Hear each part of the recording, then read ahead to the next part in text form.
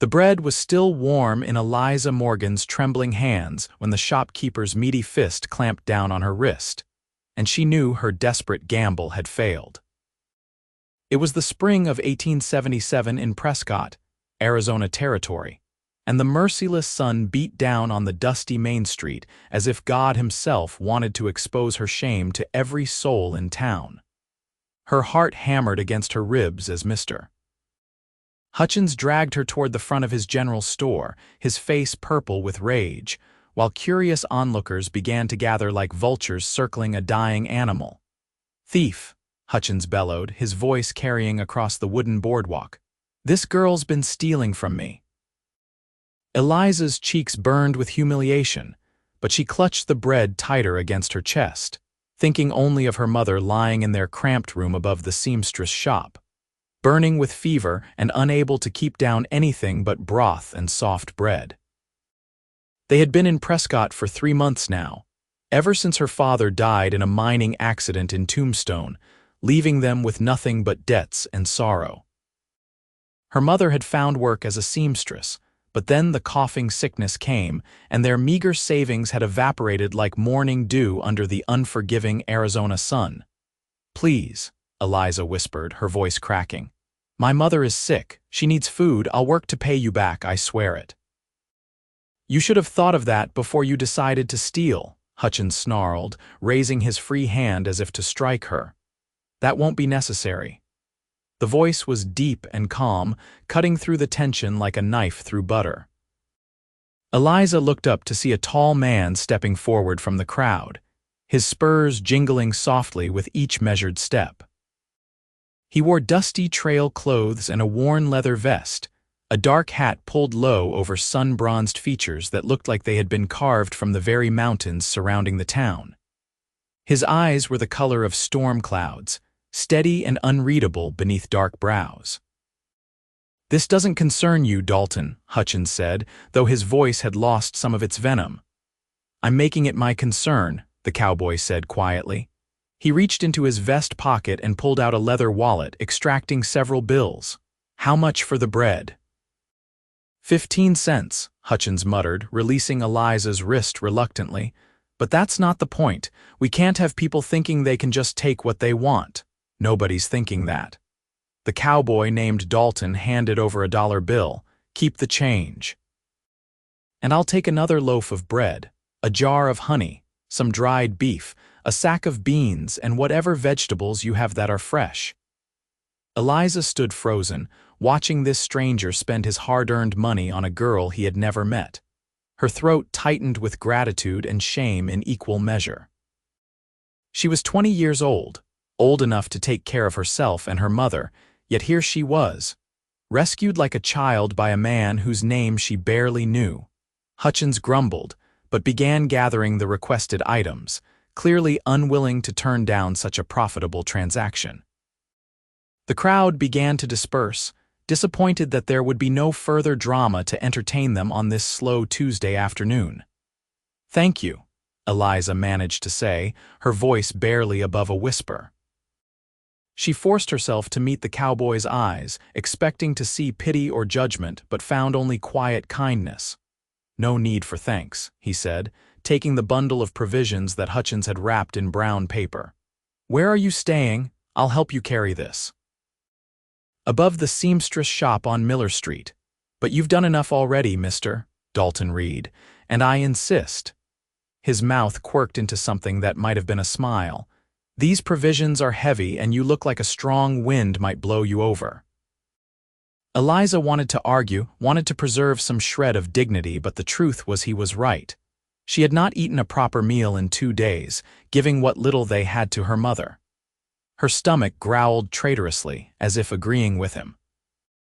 They walked in silence through the dusty streets of Prescott, past the saloons and gambling halls that never seemed to close, past the blacksmith's forge where the ring of hammer on anvil provided a steady rhythm to the afternoon. Eliza was acutely aware of the whispers that followed them, the knowing looks from the women sweeping their porches and the men lounging outside the barber shop. By nightfall, everyone in town would know that Eliza Morgan had been caught stealing, and that Dalton Reed had paid her way out of trouble. "Here," she said finally, stopping in front of a narrow staircase that led to the rooms above Mrs. Patterson's seamstress shop. "I can manage from here." But Dalton was already climbing the stairs, carrying the heavy bundle as if it weighed nothing. Eliza hurried after him, fumbling with the key to their small room. When she pushed open the door, she heard her mother's labored breathing before her eyes adjusted to the dim interior. "Eliza," her mother's voice was weak and thready. "Is that you?" "Yes, Mama, I brought food."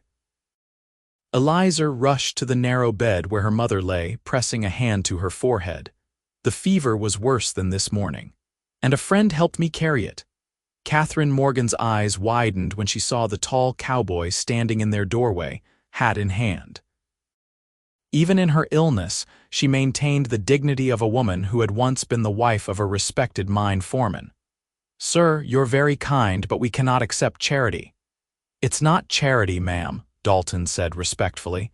"Consider it neighborly assistance. I've been where you are, down on my luck and in need of help. Someone showed me kindness once, and I'm just passing it along." Catherine looked like she wanted to argue, but another coughing fit seized her, leaving her gasping and weak against the thin pillows. Eliza grabbed the water pitcher, dismayed to find it nearly empty. "I'll get more water," Dalton said, taking the pitcher before Eliza could protest. "The pump's downstairs, around back," Eliza said quietly, "but you don't have to do this." "I know I don't have to." He met her eyes again, and this time she saw something else there, something that made her pulse quicken in a way that had nothing to do with fear or shame.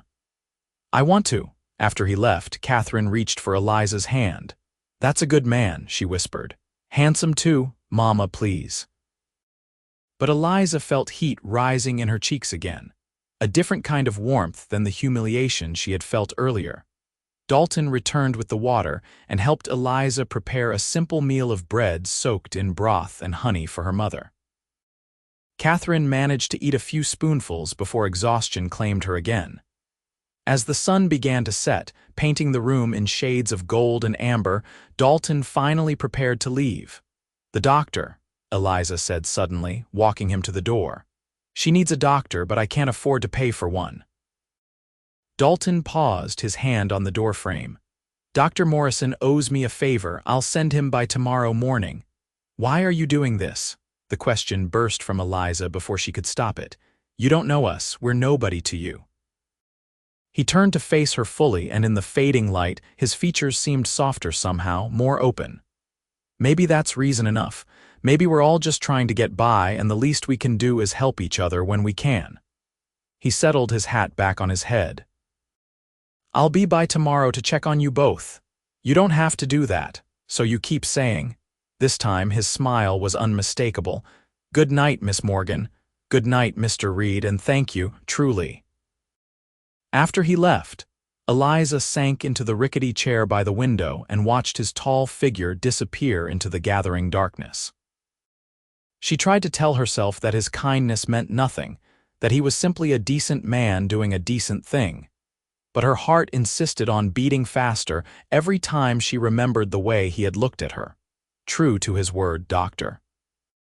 Morrison arrived the next morning, a portly man with kind eyes and gentle hands. He examined Catherine thoroughly, asked numerous questions, and finally declared that she had pneumonia, but that with proper rest, nutrition, and medicine, she should recover.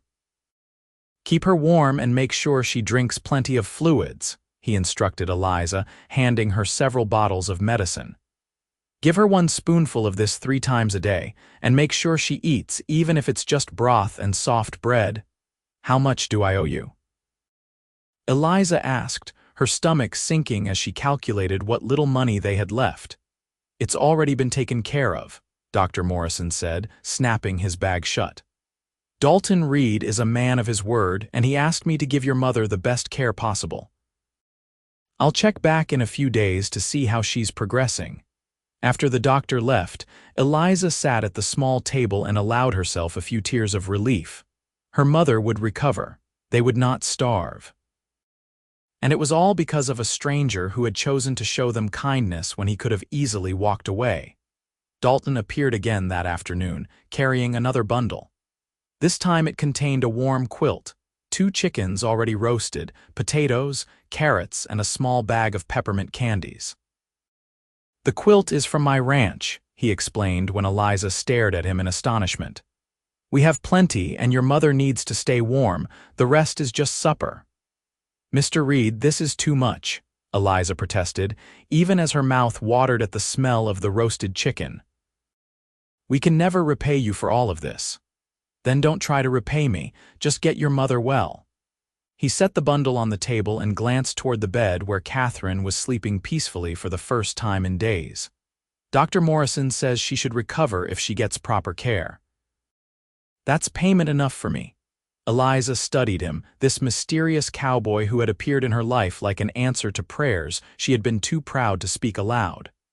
"Why are you really doing this?" Dalton was quiet for a moment, his gaze distant. "When I was 15, my parents died of cholera. Left me and my younger sister alone. We had nothing, no family, no money, no prospects. A rancher named Tom Westfield took us in, gave us food and shelter, taught me everything about working cattle and horses. He didn't have to do any of that. We were nobody to him, just 2 orphaned kids. But he said that's what people are supposed to do, take care of each other when times are hard." He looked back at Eliza, and she saw old pain in his eyes, long healed but not forgotten. "Tom died last year, left me his ranch. I promised him I'd try to be the kind of man he was, the kind who helps when help is needed." "I'm sorry about your parents and Mr. Westfield," Eliza said softly, "and I'm grateful that his kindness lives on in you." Their eyes met and held for a long moment, and Eliza felt something shift in her chest, a recognition of sorts, as if her soul knew his even though they had only just met. She looked away first, flustered by the intensity of her reaction to this man. "I should let you rest," Dalton said, moving toward the door, "but I'll stop by tomorrow to see how your mother is doing. You're very persistent, Mr. Reed." "So I've been told." He grinned then, a full genuine smile that transformed his serious face into something almost boyish. "And you can call me Dalton. I think we're past formalities now. Then you should call me Eliza." "Eliza," he repeated, as if testing how her name felt on his tongue. "It suits you, pretty and strong all at once." After he left, Eliza pressed her hands to her hot cheeks and tried to calm her racing heart. Her mother, who had apparently been awake and listening, laughed softly from the bed. "He's smitten with you," Catherine said, her voice stronger than it had been in days. "Mama, don't be ridiculous. He's just being kind. I may be sick, but I'm not blind. That man looks at you like you're the first sunrise after a long, dark night." Catherine coughed gently and accepted the water Eliza brought her. "And unless I'm mistaken, you look at him the same way." "I barely know him," Eliza protested weakly. "Sometimes that's all it takes. I knew I loved your father after one conversation. He asked me about my favorite book, and when I told him it was Shakespeare's sonnets, he stayed up all night memorizing Sonnet 116 so he could recite it to me the next day." Catherine's eyes grew misty with memory. "That's when I knew he was the one. When someone cares enough to pay attention to what matters to you, that's real love." Eliza thought about Dalton's attentiveness, how he had noticed her desperation in the store, how he had asked where she was staying, how he had made sure her mother had a doctor and medicine and food. He had been paying attention to what mattered to her. Even when he had no reason to do so over the next 2 weeks, Dalton became a regular presence in their small room above the seamstress shop. He brought fresh supplies every few days, always with an easy smile and a gentle inquiry about Catherine's health. More than that, he brought stories of life on his ranch, tales of ornery cattle and clever horses, of sunrises over the mountains and the satisfaction of hard work done well. He made Catherine laugh with his descriptions of his attempts to cook for himself before he had hired a proper ranch cook. And he listened with genuine interest when Eliza told him about growing up in mining camps, about the books she loved to read and her dream of one day owning a bookshop. "A bookshop," Dalton said one evening as they sat together while Catherine napped. In Prescott, maybe, or somewhere else. It's just a dream. Eliza ducked her head, embarrassed by her own ambition. Most women her age were focused on finding husbands and starting families, not on opening businesses. Dreams are important, Dalton said seriously. Tom always told me that a person without dreams is like a horse without spirit. They might do the work, but they won't ever really live. He leaned forward, his elbows on his knees. I think you'd make a fine bookshop owner. You'd probably have to order all the latest novels from San Francisco, stock books on ranching and mining, maybe some children's books for the families in town. Eliza stared at him, surprised and touched that he had given her dream such serious consideration. You really think I could do it? I think you could do anything you set your mind to. His voice was quiet but firm. You've been taking care of your sick mother, working odd jobs to keep food on the table, and you still have hope for the future. That takes strength, Eliza. Real strength. She felt tears prick at her eyes, undone by his faith in her when she had been struggling to maintain faith in herself. Thank you for saying that. I've felt like such a failure lately, unable to provide for us properly. You're not a failure. Dalton reached out and took her hand, his calloused fingers warm and strong around hers. You're one of the bravest people I've ever met. That day in the store, you risked your reputation and your freedom for your mother. That's not failure, that's love. His thumb brushed across her knuckles, and Eliza's breath caught in her throat. The small room suddenly felt even smaller, the air charged with something electric and wonderful and terrifying all at once. She knew she should pull her hand away, maintain proper distance, but she did not want to. For the first time in months, she felt safe, cherished even, and she wanted to hold on to that feeling for as long as possible. Dalton, she whispered, not even sure what she wanted to say. He leaned closer, his eyes searching hers. Tell me to leave, and I will. But if you don't, I'm going to kiss you, and then we'll both know this is more than just kindness. Eliza's heart hammered so hard she was certain he could hear it. She knew she should be sensible, should remember that she barely knew this man, should think about propriety and reputation and all the things a proper young lady was supposed to consider. But she did not feel sensible. She felt alive in a way she had not felt since before her father died, and she did not want to let that go. Don't leave, she breathed. Dalton closed the distance between them slowly, giving her every chance to change her mind, but Eliza stayed perfectly still, her eyes locked on his. When his lips finally touched hers, gentle and questioning, she felt something inside her shift and settle, like a key turning in a lock. This was right. He was right. The kiss deepened, his hand coming up to cup her cheek, and Eliza's fingers found their way to his shoulders, feeling the solid muscle beneath his shirt. She had been kissed before, a clumsy attempt by a miner's son when she was 17, but it had been nothing like this. This was warmth and promise, and the feeling of coming home to a place she had not even known she was searching for. When they finally broke apart, both breathing hard, Dalton rested his forehead against hers. I've been wanting to do that since the first day I saw you, standing there in that store with your chin up and fire in your eyes, refusing to back down even when you were caught. I was terrified, Eliza admitted, her hands still on his shoulders, unwilling to let go. You didn't show it. All I saw was courage. He pulled back enough to meet her eyes. Come to the ranch with me, both of you.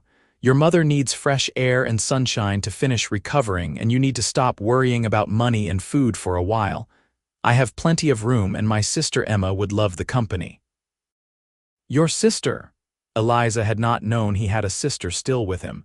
She's 19 now, sharp as a tack and twice as fierce. She helps manage the household and keeps me from turning into a complete hermit. Dalton smiled. She'll adore you, I'm sure of it. And she's been telling me for months that I need to find myself a good woman and settle down properly. Dalton, we couldn't possibly impose like that. It's not an imposition if I'm asking you to come. His expression grew more serious. I'm not just being kind anymore, Eliza. I'm courting you. I want you to know me better, see how I live, meet my sister and my ranch hands. I want to know everything about you, what makes you laugh and what makes you dream. I want to build something with you if you'll have me." Eliza's mind reeled. She had known him less than 3 weeks, yet his words did not feel rushed or foolish. They felt inevitable, as if they had been building toward this moment since the instant he had stepped forward in that general store and paid for her stolen bread. "What if I'm not who you think I am?" She whispered, voicing her deepest fear. "What if you get to know me better and realize you made a mistake? Then we'll cross that bridge when we come to it, but I don't think that's going to happen." He kissed her forehead gently. "I see you, Eliza, not some idealized version, but the real you. The girl who steals bread for her dying mother, who reads Shakespeare and dreams of bookshops, who's scared but keeps going anyway. That's the girl I want to court. That's the woman I'm falling in love with, falling in love." The words hung in the air between them, terrifying and exhilarating in equal measure. From the bed, Catherine's voice broke the silence. "For heaven's sake, Eliza, tell the man yes before he has a heart attack from the suspense." Eliza jumped, having completely forgotten her mother was in the room. She turned to see Catherine sitting up, a knowing smile on her face that was so reminiscent of her old self that Eliza nearly cried with relief. "Mama, how long have you been awake?" "Long enough to know that this man is serious about you and that you feel the same way about him, even if you're too stubborn to admit it." Catherine coughed lightly, but it was nothing like the terrible racking coughs that had plagued her before. "Dalton Reed, if you're truly offering us sanctuary at your ranch, I accept on behalf of both of us. My daughter needs some happiness in her life, and you seem capable of providing it." "Mama," Eliza's face burned with embarrassment. But Dalton was laughing, a rich, warm sound that filled the small room. "Thank you, Mrs. Morgan. I promise to take good care of both of you." They moved to the ranch 3 days later when Catherine was strong enough to travel. Dalton arrived with a wagon fitted with cushions and blankets to make the journey as comfortable as possible. Eliza packed their few belongings, marveling at how quickly her life had changed. Less than a month ago, she had been alone and desperate, stealing bread just to keep her mother alive. Now she was traveling to a ranch with a man who claimed to be falling in love with her, embarking on an adventure she had not dared to dream about. The ranch was located about 5 miles outside of Prescott, nestled in a valley with the Bradshaw Mountains rising majestically in the distance. The house itself was larger than Eliza had expected, a sturdy 2-story structure built from logs and stone, with a wide porch that wrapped around 3 sides. Corrals held dozens of horses, their coats gleaming in the afternoon sun, and beyond them stretched grazing land dotted with cattle. "It's beautiful," Eliza breathed, taking in the sight of land and sky stretching endlessly in all directions. "It's home," Dalton said simply, helping Catherine down from the wagon with gentle hands. "Emma should be inside. She's been cooking all morning, determined to make a good impression." Emma Reed burst out of the house before they reached the porch, a whirlwind of energy and enthusiasm. She was petite and blonde, with the same storm-gray eyes as her brother and a smile that could light up the entire valley. "You must be Eliza and Mrs. Morgan. Dalton hasn't stopped talking about you for weeks. I was starting to think he had imagined you." "Emma, let them breathe," Dalton said, but his tone was affectionate. Emma ignored him, taking Catherine's arm with surprising gentleness. "Mrs. Morgan, I've prepared a room for you on the 1st floor so you won't have to navigate stairs while you're recovering. It has a view of the garden, and the morning sun comes in just right. I think you'll be very comfortable." "You're very kind, dear," Catherine said, already leaning on Emma as if they were old friends. Emma turned to Eliza with a conspiratorial grin. "And you, I've put in the blue room upstairs. It's right across from mine so we can stay up late talking and giggling, much to Dalton's annoyance." "I heard that," Dalton called, carrying their bags toward the house. "You were meant to," Emma called back, then lowered her voice to a stage whisper. "He's been impossible lately, mooning around like a lovesick calf. Please tell me you like him back so he can return to being a normal human being." Eliza found herself laughing, charmed by Emma's directness and warmth. "I like him back," she admitted. "Thank goodness. Now come inside. I've made beef stew and biscuits, and there's apple pie for dessert. You both look like you could use some fattening up."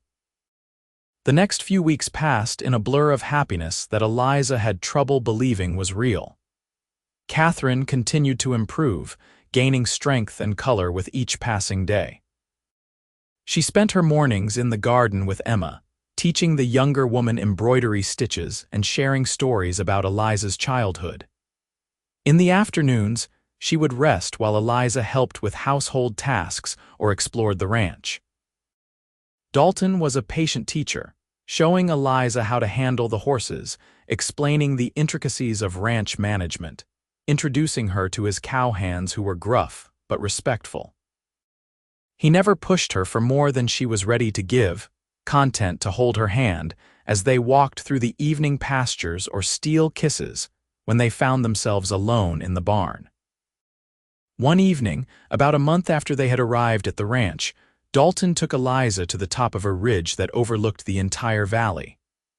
The sun was setting, painting the sky in impossible shades of orange and pink and purple, and the world felt vast and full of possibility. "I own all of this," Dalton said, gesturing to the land spread out before them. 2,000 acres that Tom Westfield spent his life building. He wanted to create something that would last, something that would matter. I'm trying to honor that legacy, but it's a lot for one person to manage. "You have Emma and your ranch hands," Eliza pointed out, settling on the sun-warmed rock beside him. "I do, and they're good people. But a ranch this size needs more than hired help. It needs a family. Children to pass it on to, a partner to share the burdens and the joys."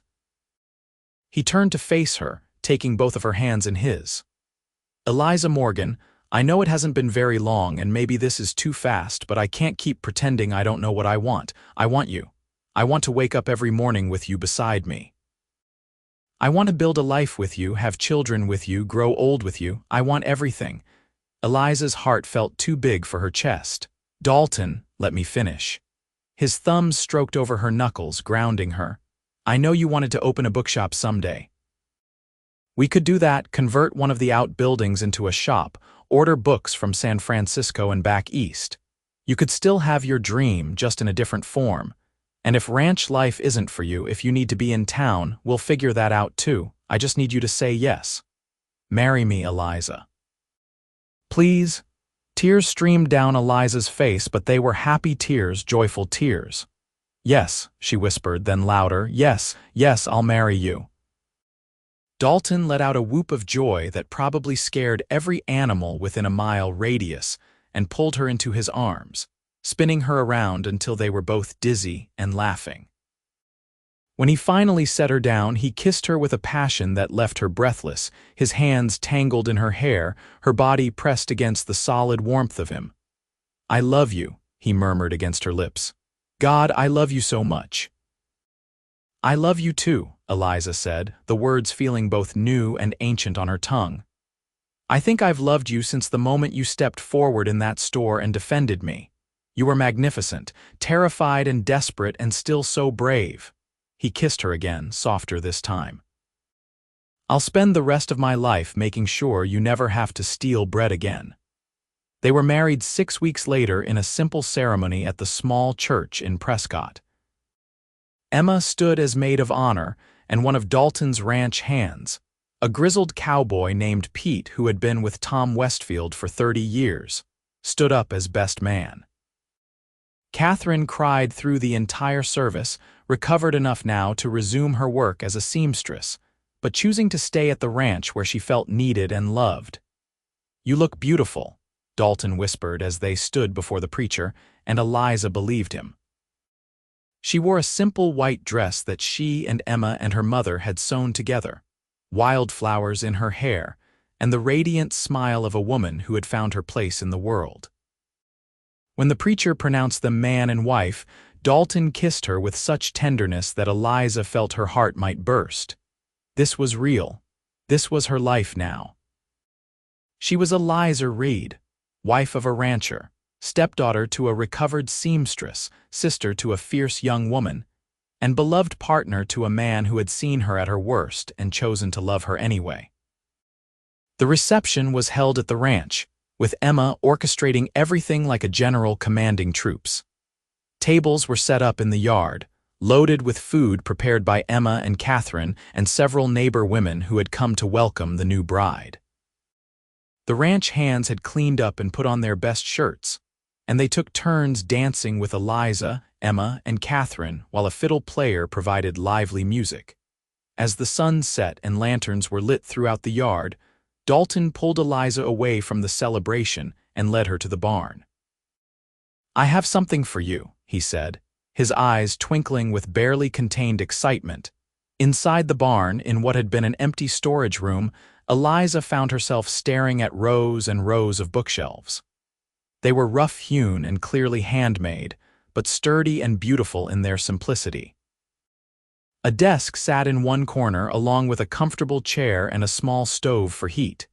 "It's not a bookshop yet," Dalton said, watching her face anxiously. "But it's a start.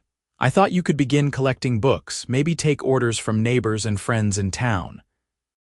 When you're ready, we can move it to a more public location, but for now it's yours, a place for your dreams." Eliza turned to him with tears in her eyes. "You built this for me."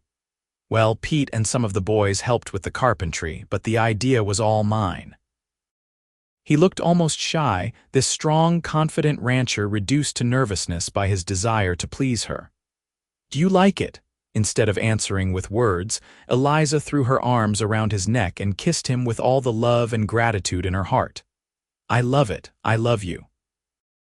I can't believe you did this. I told you I wanted you to have everything," he murmured into her hair. "I meant it." They stood there in the makeshift library, holding each other as the sounds of celebration drifted in from outside, and Eliza marveled at the strange and wonderful path her life had taken. She had been caught stealing bread, desperate and ashamed, and that single moment of desperation had led her to this. A husband who loved her, a home that welcomed her, a future bright with possibility. Their wedding night was tender and sweet, full of nervous laughter and gentle exploration. Dalton was patient with her inexperience, taking his time to learn what made her sigh with pleasure, whispering words of love and devotion, until Eliza felt cherished down to her very bones. When they finally came together as husband and wife, it felt like a completion, two separate souls merging into something stronger and more beautiful than either could be alone. Life settled into a comfortable rhythm after the wedding. Eliza threw herself into learning everything about ranch management, riding out with Dalton to check on cattle, helping Emma with the household accounts, and slowly building her collection of books. She placed an advertisement in the Prescott newspaper, offering to order books for anyone who was interested, and was surprised by the enthusiastic response. Miners wanted technical manuals, ranchers wanted agricultural guides, mothers wanted children's books, and everyone wanted novels to while away the long winter evenings. Catherine thrived at the ranch, her health fully restored. She took over the mending and sewing for all the ranch hands, refusing to be idle even when Dalton insisted she was family and did not need to work. "I need to be useful," she told Eliza. "Besides, these boys would be walking around in rags without someone to fix their clothes." Emma became not just a sister-in-law but a true friend, someone Eliza could confide in and laugh with. They spent hours together, cooking and cleaning and gossiping, and Eliza taught Emma everything she knew about books while Emma taught Eliza the finer points of managing a ranch household. The first year of marriage passed in a haze of happiness, punctuated by the normal challenges of ranch life. There were cattle rustlers to deal with, harsh winter storms to weather, a barn fire that was thankfully contained before any animals were hurt, and the constant worry about water and grass and market prices. But through it all, Eliza and Dalton faced everything together, their love deepening with each shared challenge and triumph. On their first anniversary, Eliza discovered she was pregnant. She told Dalton over dinner, watching his face transform from confusion to understanding to absolute joy in the space of 3 seconds. "A baby," he whispered, coming around the table to kneel beside her chair. "We're having a baby." "Yes," Eliza laughed, running her fingers through his hair. "Are you happy?" Happy doesn't begin to cover it. He pressed his face against her stomach, his arms wrapping around her waist. "Thank you. Thank you for loving me, for marrying me, for giving me everything I never knew I needed." The pregnancy was difficult at times, with sickness in the early months and exhaustion that made Eliza feel like she could sleep for a week straight. But Dalton was attentive and patient, taking over tasks that had been hers, making sure she rested, bringing her ginger tea when the nausea was bad and reading to her in the evenings when she was too tired to hold a book herself. Emma and Catherine fussed over her constantly, knitting tiny clothes and preparing the nursery with a level of dedication that was both touching and sometimes overwhelming. The ranch hands treated her like she was made of glass, rushing to help her with any task no matter how small, until Eliza finally had to insist that she was pregnant, not dying, and still perfectly capable of gathering eggs or hanging laundry. Their son was born on a warm spring evening in 1879, arriving after 14 hours of labor that left Eliza exhausted but triumphant. When the midwife placed the squalling, red-faced bundle in her arms, Eliza felt her heart expand in ways she had not thought possible. He was perfect, from his tiny fingers to his shock of dark hair, and when Dalton came into the room and saw his son for the first time, he wept openly. "What should we name him?" Eliza asked, watching Dalton hold their baby with careful reverence. "Thomas," Dalton said immediately. "After Tom Westfield. If it weren't for him, I wouldn't have the ranch, wouldn't have been in Prescott that day, wouldn't have met you. Tom, if that's all right with you. Thomas Reed." Eliza tested the name on her tongue and found it perfect. "It's a good, strong name, he'll wear it well." Little Tommy, as he quickly became known, was a sunny-natured baby who rarely cried and seemed fascinated by everything around him. He was doted on by everyone on the ranch, from his grandmother Catherine, who sang him old Irish lullabies, to his Aunt Emma, who made it her mission to teach him about horses before he could even walk, to the ranch hands who competed for the honor of making him laugh. But it was with his parents that Tommy truly thrived. Dalton carried him everywhere, talking to him about cattle and horses and the land as if the baby could understand every word. Eliza nursed him while reading books aloud, determined that her son would grow up surrounded by stories and knowledge. When Tommy was 6 months old, Eliza finally opened her bookshop in Prescott. Dalton had arranged the rental of a small storefront on Cortez Street, and Emma had helped her paint and furnish it. The grand opening was attended by what seemed like half the town, curious to see what the former bread thief had made of herself. The shop was modest but charming, with shelves lining every wall and a comfortable reading corner with 2 armchairs and a small table. Eliza specialized in ordering hard-to-find books, working with suppliers in San Francisco and New York to bring literature to the frontier. She also began hosting a reading circle for women, meeting twice a month to discuss novels and poems, providing a rare opportunity for the isolated ranchwomen and townsfolk to gather and share ideas. The bookshop became a gathering place, not just for purchasing books but for community. Minors would stop by to argue about philosophy while browsing technical manuals. Children would beg their parents for the latest adventure story, and elderly ladies would spend hours debating the merits of various romantic novels. Eliza loved every minute of it, thriving in her role as curator of stories and facilitator of discussions. 2 years later, their second child arrived, a daughter they named Catherine after Eliza's mother, with the nickname Katie to distinguish between the two. She was the opposite of her placid brother, fussy and demanding, with a temper that made everyone laugh because it was so disproportionate to her tiny size. "She's got your spirit," Dalton told Eliza, walking the floor with a screaming Katie at 2 in the morning. "Fierce and fearless." "She's got your stubbornness," Eliza countered, but she said it with love, watching her exhausted husband try to soothe their red-faced daughter. As the children grew, the ranch prospered. Dalton expanded the herd, hired more hands, and began breeding horses that became known throughout the territory for their intelligence and endurance. The bookshop continued to thrive, with Eliza eventually hiring a part-time assistant so she could spend more time at the ranch with her growing family.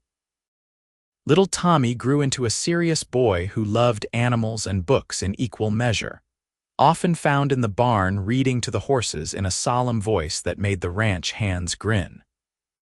Katie was pure wildfire, climbing trees and riding horses almost before she could walk properly, driving her parents to distraction with her fearless antics.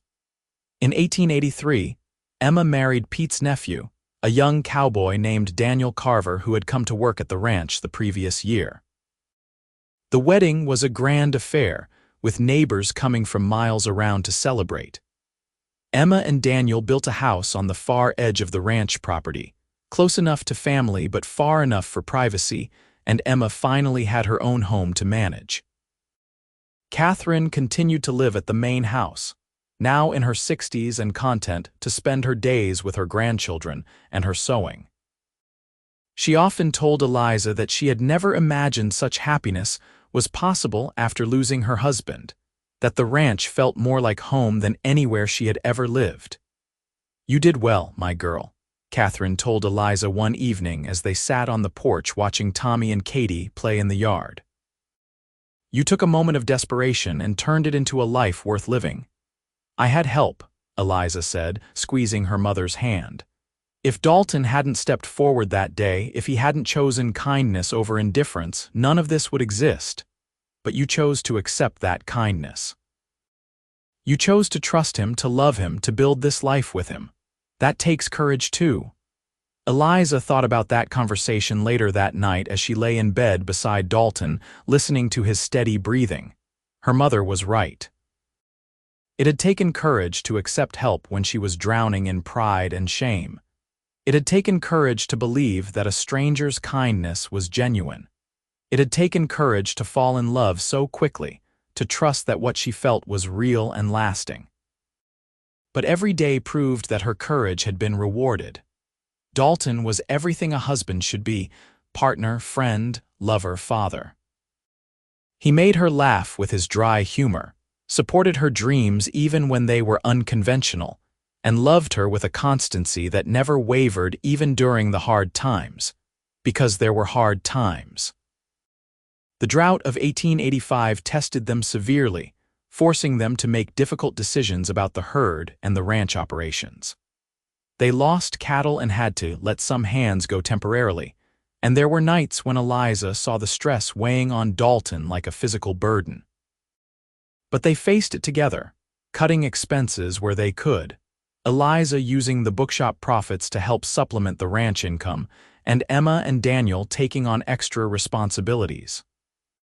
When the rains finally came and the ranch began to recover, the crisis had only made them stronger, more confident in their ability to weather any storm as long as they had each other. In 1887, their third child was born, another son they named William after Dalton's father. Billy was a happy medium between Tommy's seriousness and Katie's wildness, easygoing and charming, able to talk his way out of trouble almost as fast as he got into it. The three children were thick as thieves, creating their own adventures on the ranch, building forts in the barn, playing elaborate games of outlaws and lawmen, and driving their parents to distraction with their schemes. Eliza and Dalton were strict but loving parents, teaching their children the value of hard work and honesty while also encouraging their curiosity and independence. Tommy, at 10 years old, announced he wanted to be a veterinarian, having read every book on animal care that Eliza could find. Katie, 8 years old and fearless, declared she was going to be a famous horse trainer. Billy, at 3, mostly just wanted to follow his older siblings around and eat cookies. The bookshop continued to flourish, with Eliza eventually needing to expand into the adjacent storefront. She hired 2 full-time assistants and began hosting author events when writers would pass through Arizona territory. The reading circle had grown to include over 30 women, becoming a powerful force in the community, lobbying for better schools and libraries. In 1889, Catherine passed away peacefully in her sleep at the age of 68. Her death was a blow to the entire family, but especially to Eliza, who had never quite stopped being grateful that her mother had lived to see her happiness, to know her grandchildren, to find peace and contentment in her final years. They buried Catherine on a hillside overlooking the ranch, with a headstone that read, "Beloved Mother and Grandmother." For weeks after, Eliza found herself turning to share something with her mother before remembering she was gone, and it was Dalton who held her through the grief, reminding her that Catherine had lived a full life and died surrounded by love. As the 1890s arrived, the children continued to grow and change. Tommy, now 13, was increasingly serious about his studies, reading advanced texts on animal anatomy and veterinary practices. Dalton had arranged for him to apprentice with Dr. Morrison, who had expanded his practice to include animal care. Katie, 11, spent every spare moment with the horses, displaying a natural talent for training that had the ranch hands shaking their heads in amazement. Billy, 6 years old, was the social butterfly of the family, making friends with every person he met and charming adults and children alike. Eliza watched her children grow with a mixture of pride and melancholy, aware that childhood was fleeting, and that soon they would be making their own ways in the world. But for now, they were still hers to love and guide, still running through the house with muddy boots and loud laughter, still needing goodnight kisses and stories before bed. On their 15th wedding anniversary in 1893, Dalton took Eliza back to the ridge where he had proposed. They sat together watching the sunset, just as they had so many years ago, but now their hands were rougher from work, their bodies a bit thicker and slower, fine lines beginning to show around their eyes. "You have any regrets?" Dalton asked, his arm around her shoulders. Eliza thought about the question seriously. She thought about that desperate girl stealing bread in Hutchins' store, about the fear and shame and desperation that had defined that moment. She thought about the leap of faith required to trust a stranger's kindness, the courage needed to fall in love so quickly, the challenges of building a life from nothing. "Not a single one," she said finally, leaning into his warmth. "Well, maybe I regret that blue dress I made last year. The color was all wrong for my complexion." Dalton laughed, the sound still as warm and wonderful as it had been 15 years ago. "I'm being serious, so am I. I have no regrets about us, about this life. If I could go back and change anything, I wouldn't. Even the hard parts made us who we are." She tilted her head up to look at him. "What about you? Any regrets?" "Only that I didn't meet you sooner," he said, kissing her forehead. "But I suppose everything happened exactly when it was meant to. Tom always said there was a time and a season for everything. Our season just happened to start in a general store with stolen bread. You make it sound almost romantic when you put it that way. It was romantic. A beautiful, desperate girl, a cowboy with more money than sense, and a loaf of bread that changed 2 lives forever. Sounds like something out of one of your novels." Eliza laughed, and they sat together as the sun painted the sky in brilliant colors and the ranch spread out below them, alive with the sounds of home. Cattle lowing, horses neighing, children's voices carrying on the evening breeze, the distant clang of the dinner bell that Emma was ringing to call everyone to supper. This was her life now, not perfect but real and rich and full of love. She was Eliza Reed, wife and mother, bookshop owner and ranch woman, former thief and current keeper of stories, both lived and written. And every single day, she was grateful for the stranger who had stepped forward when she needed him most, who had seen past her desperation to the woman she could become, who had loved her into being the person she was always meant to be. The years continued to unfold with the steady rhythm of ranch life. Tommy left for veterinary school in San Francisco when he was 18, writing long, detailed letters about his studies and the fascinating cases he observed. Katie married at 20, a young horse trader named James who recognized her talent and partnered with her to start a breeding program that became famous throughout the Southwest. Billy, to everyone's surprise, developed a passion for law, eventually studying in Tucson and returning to Prescott to open a practice helping ranchers with land disputes and contracts. Eliza and Dalton became grandparents, then great-grandparents, watching their family tree expand and flourish. The bookshop was eventually taken over by one of Eliza's assistants when she decided she wanted to spend more time at the ranch, but she still visited regularly, unable to completely give up her love of books and stories. Emma and Daniel had 4 children who all stayed in the area, building homes and lives connected to the ranch. The original 2,000 acres expanded to over 4,000, with the Reed name becoming synonymous with quality cattle and horses throughout Arizona, which had finally achieved statehood in 1912. In 1920, on a warm spring evening that reminded Eliza of the night Tommy was born, she and Dalton sat together on the porch of the ranch house they had shared for over 4 decades. They were both in their 60s now, hair gray and bodies moving slower, but their love had only deepened with time. "Tell me the story again," Dalton said, his hand holding hers with the familiar comfort of 42 years of marriage. "Which story?" Eliza asked, though she knew exactly which one he meant. The one about the girl who stole bread and the cowboy who fell in love with her courage. Eliza smiled, squeezing his hand. Once upon a time, in a dusty town in the Arizona Territory, there was a girl who was desperate and afraid. She made a choice born of love for her dying mother, a choice that should have ruined her life. But instead, that choice led her to a man who showed her that kindness still existed in the world, that love could grow from the smallest seed, that dreams were worth pursuing even when everything seemed impossible. "That man was the luckiest fellow alive," Dalton interjected. The girl would say she was the lucky one, because that man didn't just pay for stolen bread. He gave her a home, a family, a future. He loved her through poverty and prosperity, through joy and grief, through raising children and building a life. He made her laugh when she wanted to cry, held her when she needed strength, and believed in her when she doubted herself. "And they lived happily ever after," Dalton finished. "Yes," Eliza said, resting her head on his shoulder. "They lived happily ever after, not perfectly but happily."